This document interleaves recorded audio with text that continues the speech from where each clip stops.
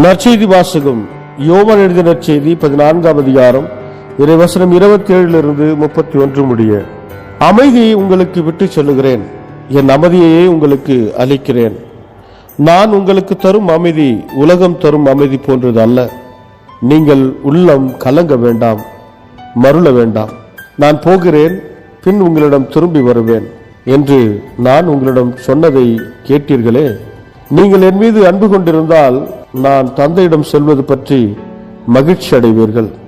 ஏனெனில் தந்தை என்னை விட பெரியவர்.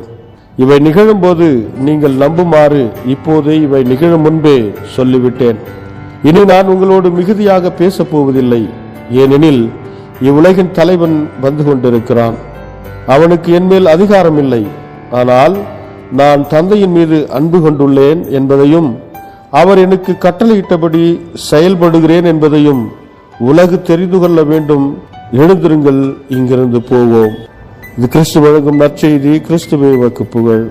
ಯೋಹಾನ ಅಧ್ಯಾಯ 14 ವಚನ 27 31 ನಾನು ನಿಮಗೆ ಶಾಂತಿಯನ್ನು ನೀಡುತ್ತೇನೆ. ಈ ಲೋಕವು ಕೊಡುವುದಕ್ಕಿಂತ ಭಿನ್ನವಾದ ರೀತಿಯಲ್ಲಿ ನಾನು ನಿಮಗೆ ಶಾಂತಿಯನ್ನು ಕೊಡುತ್ತೇನೆ.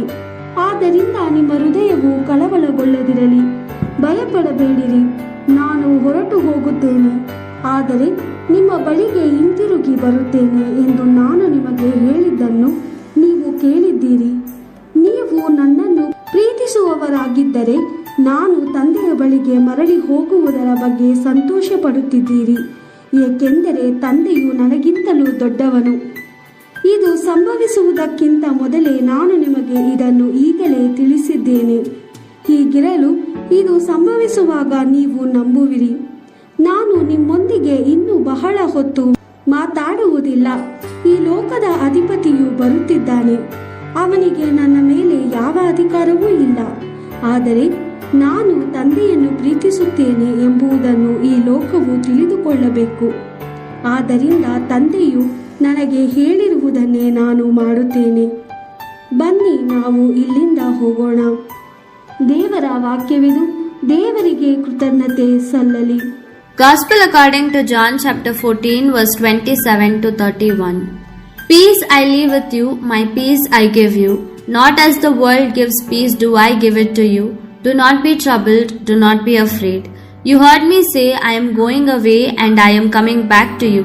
If you loved me, you would be glad that I go to the Father, for the Father is greater than I. For I will no longer talk much with you. Now the ruler of this world is at hand. Although there is nothing in me that he can claim, but the world must know that I love the Father and that I do exactly what the Father has commanded me to do. Come now, let us go. The Gospel of the Lord. Praise to you, Lord Jesus Christ.